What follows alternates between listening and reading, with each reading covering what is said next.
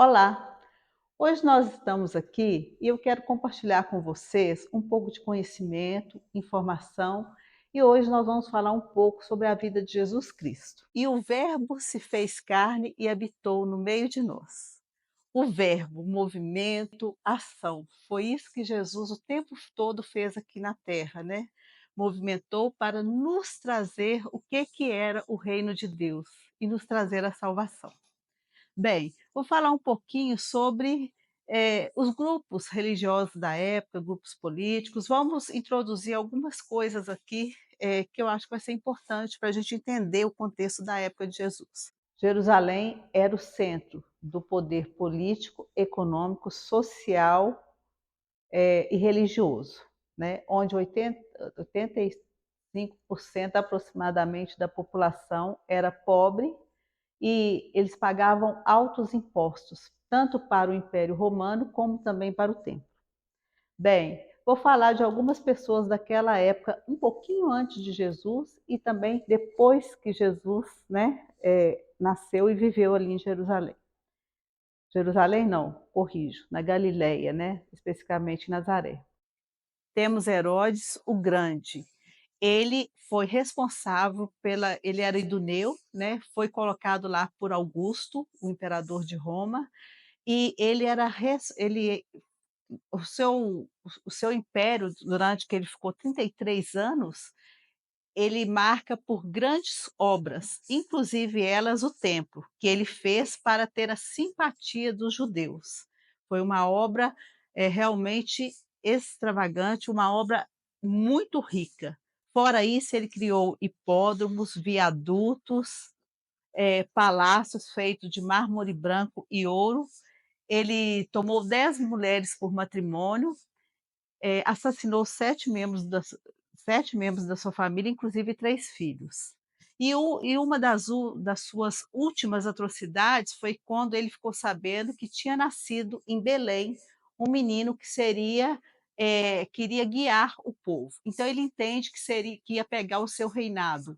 Então ele manda matar todas as crianças do sexo masculino abaixo de 2 anos, tanto ali em Belém como nas suas adjacências. Foi quando Maria e José fugiram para o Egito para salvar a vida de Jesus. Outra importante também que eu quero deixar, por que Jesus falava em parábolas? A parábola nos traz um ensinamento, né, de forma indireta e cabe a nós interpretá-las. Mas, para os discípulos de Jesus, ele falava de forma direta, depois que ele dava o ensinamento para o povo, ele chamava os discípulos à parte e explicava o que significava a parábola, realmente o que ela queria dizer.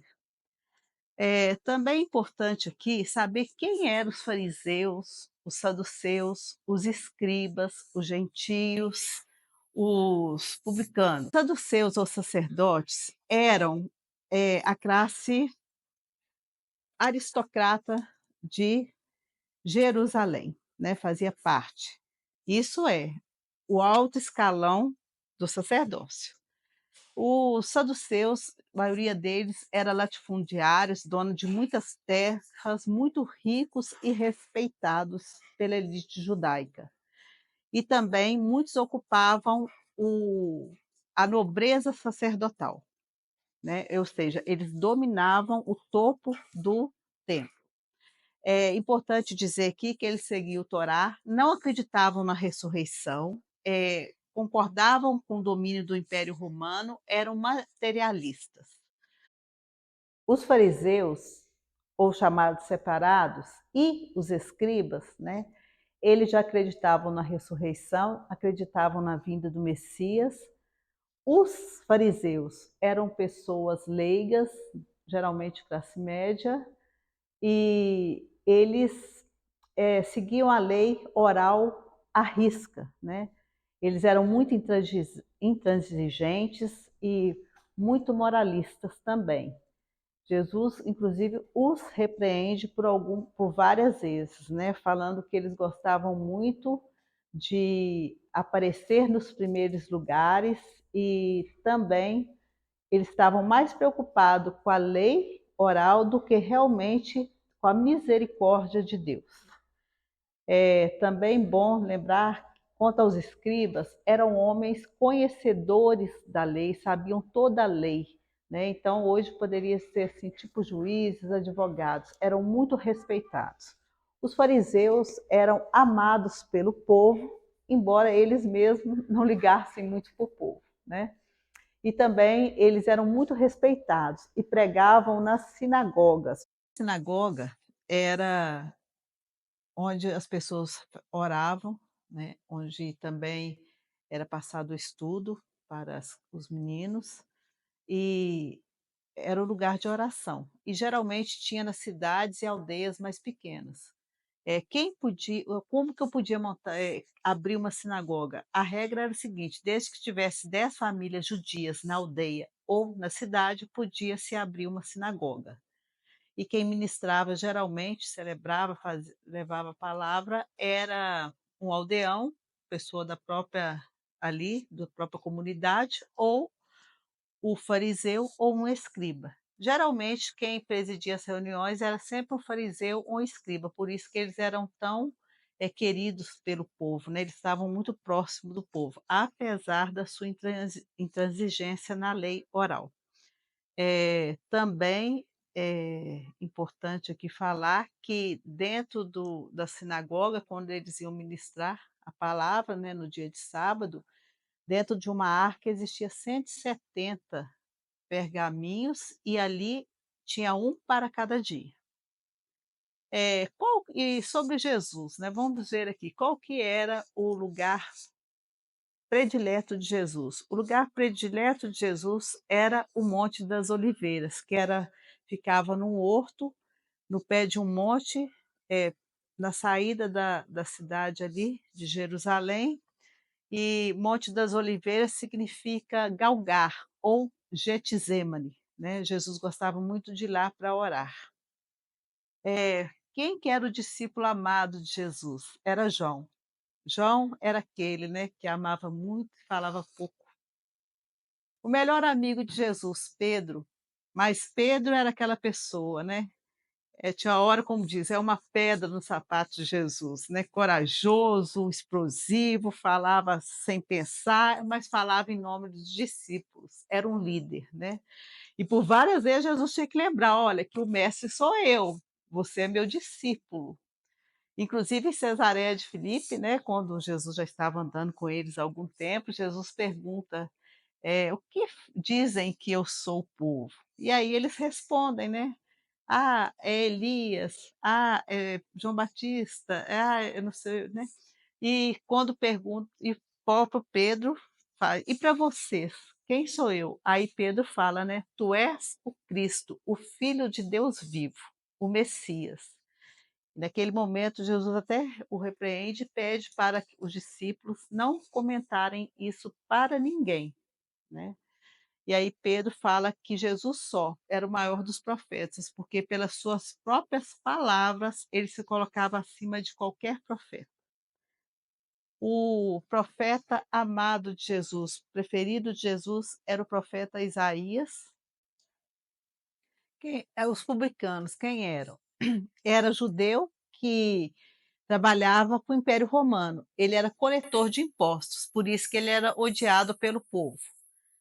O templo era a casa onde habitava o Deus único, santo e puro. Era também o centro da vida religiosa, política e econômica. E quem administrava o templo, como eu já falei, era o sacerdote. Tinha uma média de 7.000 sacerdotes, né? O Sinédrio era a corte judiciária superior. Ela não tinha autoridade fora das províncias da Judéia. O Sinédrio era composto por 70 membros, onde 30 onde 30 julgaram Jesus e 23 já dava coro. O Gólgota, em aramaico, significa crânio, é aonde Jesus foi crucificado, né. E ali perto, depois que eles eram crucificados, os corpos, quando não eram pedidos, eles eram julgados numa vala, que na época de chuva, ficava em cima, né, os crânios e os ossos das pessoas exalando um cheiro terrível. O judeu para ser puro, né, principalmente os fariseus pregavam isso, ele tinha que dar dízimo, dar esmolas, ele tinha que descansar no sábado, tinha que lavar as mãos antes das refeições, e eles também, se chegasse perto de uma pessoa impura, eles tinham que se purificar, está até na lei do Levítico, né, todo o procedimento de purificação.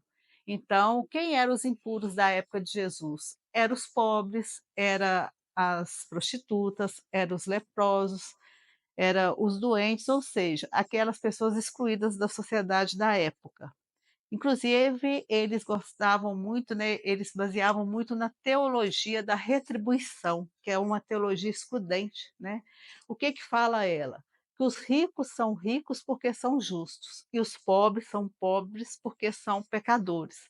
Inclusive, no livro de Jó, os sábios, eles fazem uma dura crítica à teologia da retribuição, né, porque Deus não é isso. Deus é pura misericórdia, mas isso que era passado para o povo. Então, o povo da época de Jesus, por causa do moralismo e da lei oral dos fariseus, eles com certeza eles carregavam duros fardos. Por isso que Jesus veio, né, para trazer o reino de Deus. E o que que é o reino de Deus? Ele ensinava isso. O reino de Deus é o quê? É partilha. Toda a caminhada de Jesus foi baseada no amor, né, na partilha, da solidariedade, por isso que ele incomodou tanto, né. Nós temos aí o sábado, por exemplo, quando ele parou, porque eles estavam com fome e foram colher milho, quer dizer, trabalhou no sábado, e foram duramente criticados pelos fariseus.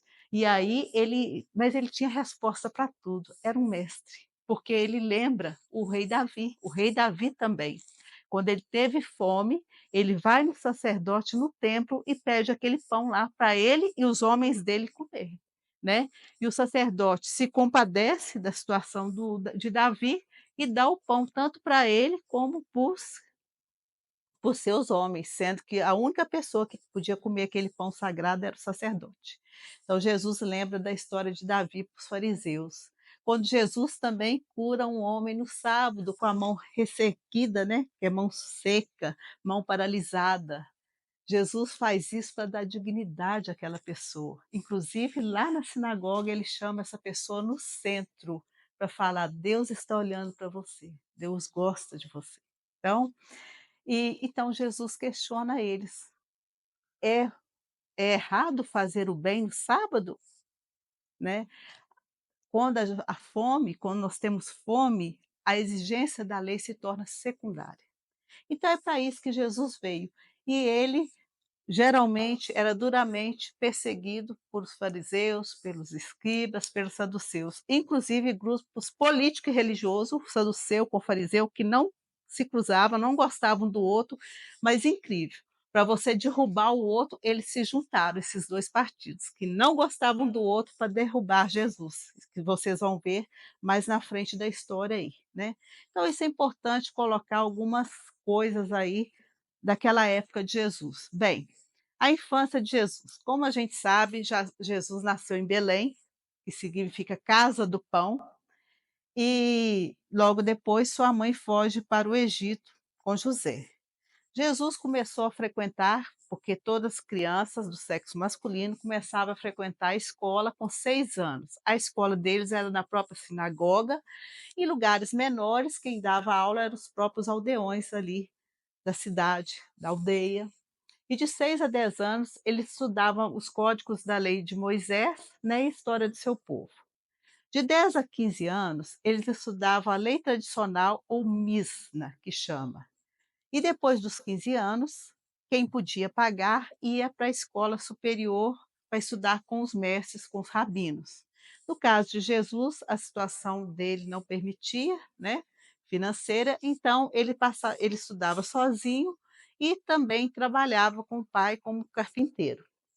Jesus, com 30 anos, que ele começa a vida pública dele, e pelo que eu li nos escritos, foram 3 anos de vida pública, né.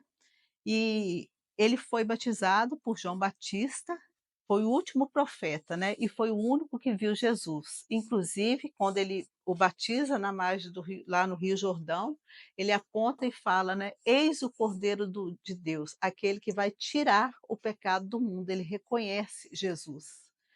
E ele ainda fala que ele não era digno de desamarrar as sandálias do pé de Jesus. E Jesus volta para Nazaré. Logo depois, João Batista é preso por Herodes e aí por capricho, né, da mulher dele, porque João Batista também incomodava certos fariseus, incomodava o rei Herodes pela fala dele, pelo porque pedia às pessoas que arrependessem os pecados, né, e alguns sacerdotes também. Então, ele é morto. E aí Jesus vê que ele deve começar a sua vida, a sua missão. Ele pede aos parentes que fiquem com sua mãe e começa ali na região da Galileia. As principais cidades da Galileia era Cafarnaum, Nazaré e Tiberíades. E ali ele começa a andar e formar o seu grupo, né, que é composto de 12 discípulos.